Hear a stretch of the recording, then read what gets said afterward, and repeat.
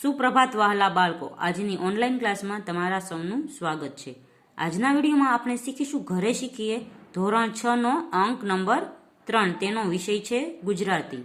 તો સૌથી પહેલા છે મહેનતની મોસમ, અને અહીં પ્રવૃત્તિ આપી છે કવિતા બનાવવાની। તો અહીં આપણે કવિતા એક બનાવવાની છે। નીચે એક ચિત્ર આપેલું છે, તેમાં તમે મનગમતા રંગો ભરો અને તેના પરથી જાતે કવિતા બનાવો।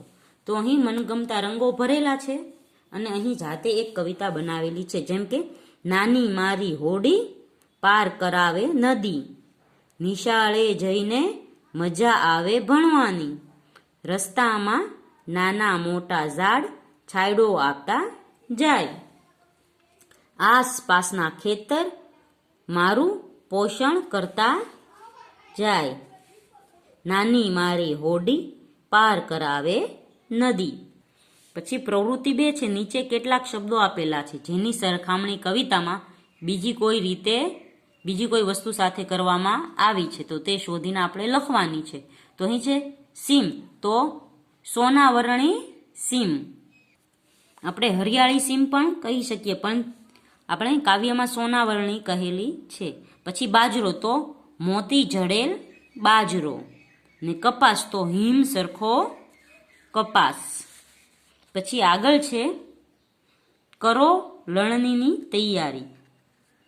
તમે ક્યારેક કોઈ ખેતરની મુલાકાત લીધી હશે અથવા કોઈ ખેડૂતને મળી આવશો, કદાચ એવું પણ બને તમારા પોતાના ઘરે ખેતી થતી હોય, અથવા તમારા ઘરમાં કોઈ વડીલને પૂછી શકો છો। જ્યારે પાક તૈયાર થઈ જાય ત્યારે લણણીની પ્રક્રિયા થાય, ત્યારે કેવા પ્રકારની ઉજવણી કરવામાં આવે છે। ભારતના વિવિધ રાજ્યોના ભાગોમાં એક ઉત્સવની તરીકે અલગ અલગ ઉજવણી કરવા, જેમ છે કે પંજાબમાં લોહરી, અસમમાં ભોગલી બિહુ, તમિલનાડુમાં પોંગલ અને કેરલામાં ઓનમ વગેરે। હવે એ જણાવવાનો પ્રયત્ન કરો કે તમારી આસપાસ પાક લણણીની ઉજવણી કઈ રીતે કરવામાં આવે છે, તેની વિગત લખો। તો અહીં છે આપણા દેશમાં ખેડૂતો ખૂબ જ ઉત્સાહથી પાકની લણણી કરે છે। પછી જ્યારે પાક પરિપક્વ થઈ જાય છે ત્યારે લણણી કરે છે અને તે સમયે ઉજવણી પણ કરે છે। તેણે રીતે જેમ કે હોળીના તે પહેલામાં ખેડૂતો લણણી કરે છે। અનાજ અને અન્ય પાકો માટે મુખ્ય છે, તેમાં ખેડૂતો ખેતરમાંથી લાગેલ અન્નની હોળીમાં અર્પણ કરે છે, તે તમે બધાએ જોયેલું હશે, તથા આવનાર વર્ષાના આવો જ સારો પાક થાય એ માટે પ્રાર્થના કરે છે। દિવાળીના સમયે ખેડૂતો પોતાના ખેતરમાં ઉગેલ પાકની લણણી કરીને તેમાંનો પાકને મંદિરો અને ઈશ્વરને અર્પણ કરે છે અને એ દિવસે આનંદથી વહેલા ઉઠીને ઉજવે છે। પછી છે લેખણ ઝાલી નો રહી, તેમાં પ્રવૃત્તિ છે નીચે આપેલી કહેવતોનો અર્થ આપી તેનો વાક્યમાં પ્રયોગ કરો।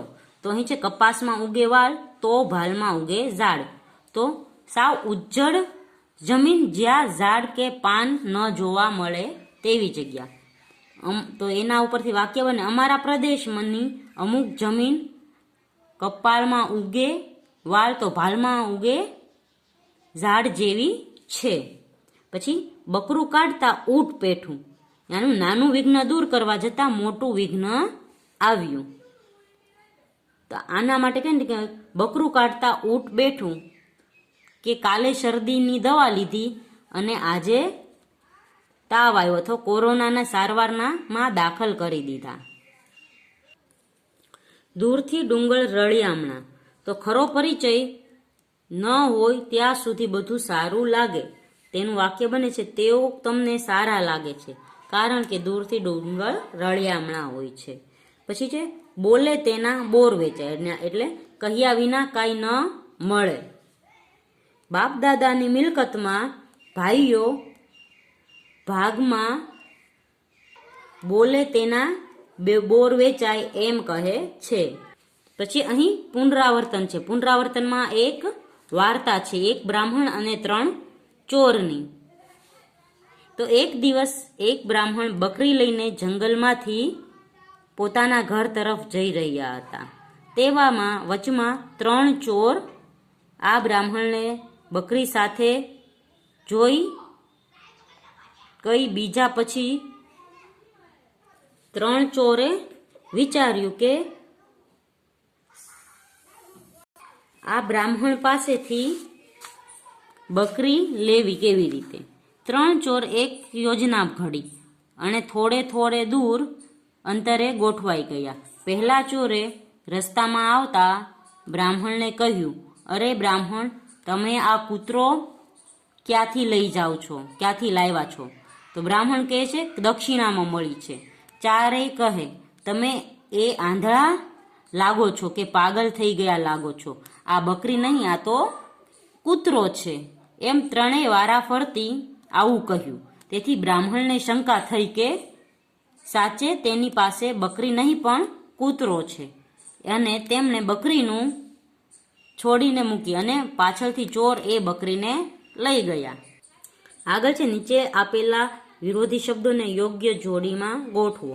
તો ખુશ તો નાખુશ, જ્ઞાની તો અજ્ઞાની, પછી નિરોગી તો રોગી, ઊંચું તો નીચું, સમાન તો અસમાન, અને સાક્ષર તો નિરક્ષર થશે.